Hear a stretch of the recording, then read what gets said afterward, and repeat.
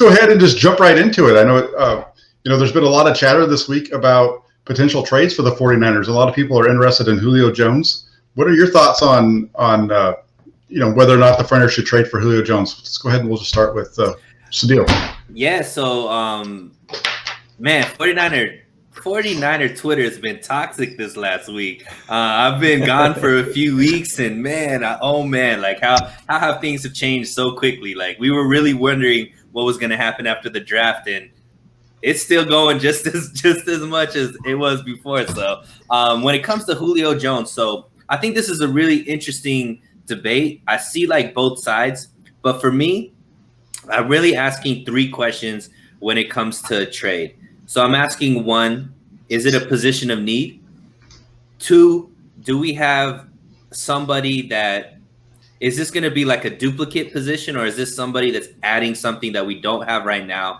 And three, do we have the tools to be able to utilize this person effectively, right? So one, is it a position of need? I would say probably yes, even though I'm not as down on the 49ers receivers and their depth as maybe others are. It is probably the weakest group compared to just how deep all the other groups are. Two, is Julio Jones like another player that we have on our team? I would say no. He would be definitely something different and something that the 49ers haven't had in a while. And then three, do we have the pieces and assets, or do we have the tools to be able to utilize him in the proper way? We have Kyle Shanahan, and now we have Trey Lance, who I think both would effectively be able to use a tool like Julio Jones. So for me, because it's yes to all of those questions, I say we should trade for him. I know the drawback is going to be, he's old, his contract, draft assets, all that kind of stuff. But to me, I'm done worrying about the cap. Parag, after this year, has shown me that he is a magic man. His calculator works in different ways than any of our calculators have, because we thought that there was no way we'd be able to upgrade every single one of our positions, bring back the people we want to bring back, and still keep Jimmy, and still have the 8th most cap room, plus get, our quarterback of the future. And it's all happened. So I'm not too worried about the cap hits. And I think that, we'd be able to figure that out. As far as the draft assets, who knows? Like I said, I think that, but to me, those three questions are all yeses. So I'm like, yeah, we should go get them if we can. Yeah, I mean, based off your criteria, I'm in. But that's not the criteria I go by. So I do care about the cap, and yes, Parag is a genius with it. The other thing too, kind of to your point, that proves that is we don't know what the cap's going to be next year. It should skyrocket, hopefully, anything unforeseen, but we don't know what that number is going to be. And so for me, we have to remember he's making $23 million this year. He's making $19 million next year. He'll be 33, and $19 million the year after that at 33. So I don't necessarily worry about the cap from can we afford it standpoint. It's, is he worth it? For as much as he's eating up, we've got a guy who's aging. He's already been hurt. He's missing time.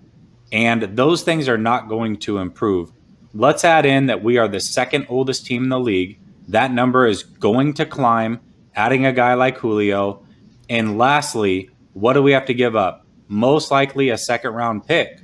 So if we give up a second-round pick and we're the second oldest team, we don't have a first or a second next year.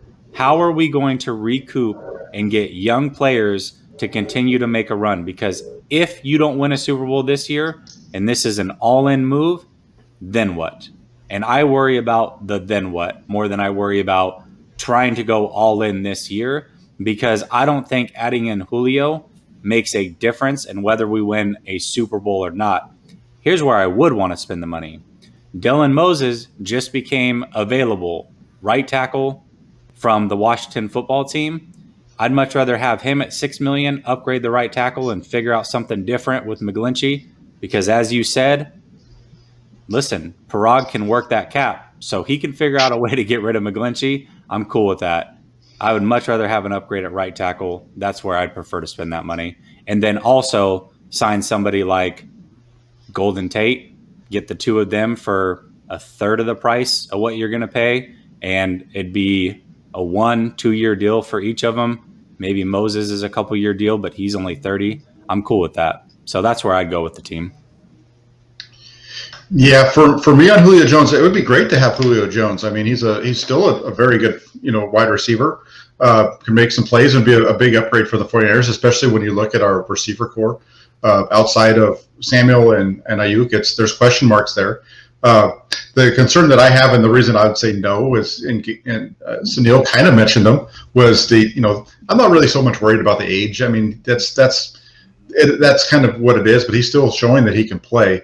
It's more about the cap, and I understand it can be massaged, but you've got some cap issues there because he is pretty expensive. You get into the higher years of his contract, coming up, so those numbers are going to be pretty high. Plus, I just don't know how much you're going to get out of a number 3 wide receiver with this offense, and to give up a second round draft pick, most likely, I think it's a little high, especially when you look at the fact that we don't have their first for next year. They don't have the third that was the compensatory pick as well. That one I'm not so worried about. But this is a team that's going to need to have some draft picks moving forward because they do have older players, and they're going to have to continue to kind of be able to turn over this roster.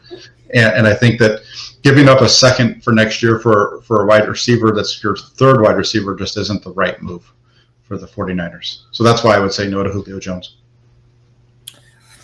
Yeah, I mean, I understand both sides. To me, if he's out there and it's reasonable, like, I say get it. I mean, if it's like a second, that's the thing. We don't know what you're going to actually have to trade to get him, how bad Atlanta wants him off the books, because they're paying a lot of money to their quarterback. And I don't, like, a lot of people are like, oh, it's because they, picked up the tight end in the draft, or Pitts. They picked up Pitts in the draft, and now Julio's like ready to go. No, this is a cap hit for Atlanta. They can't keep him underneath the cap. He's still a really, really good player, and Kyle Shanahan will find a place for him on the team. Like, we don't have anything out of our third receiver because we've never had a good third receiver. And who knows, with the injuries of our receiving core, he might be the one, come midway through the season. So I say, yeah, I'm for it, just because, premium talent is premium talent. We saw how much, when Emmanuel Sanders came in, how much that changed the dynamic of the 49ers.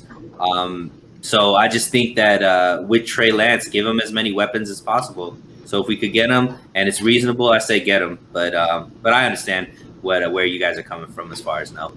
I'll say this: if the Niners are making a run and it's before the trade deadline and it looks like, hey, this team's legit.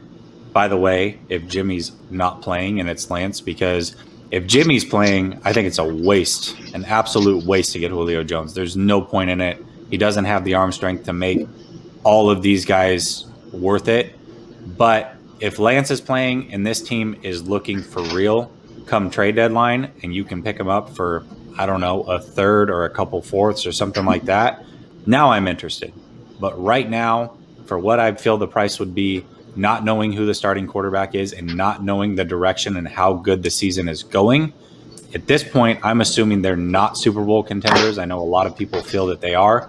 I don't think they're legit Super Bowl contenders, at least not with Jimmy starting. So that being said, right now I'm out. But to your point with that Emmanuel Sanders trade, that was a good point by you. Mid-season, for trade deadline, let's analyze things. I might be open to it then. Yeah, bring him to my side, Jack. Bringing him to my side.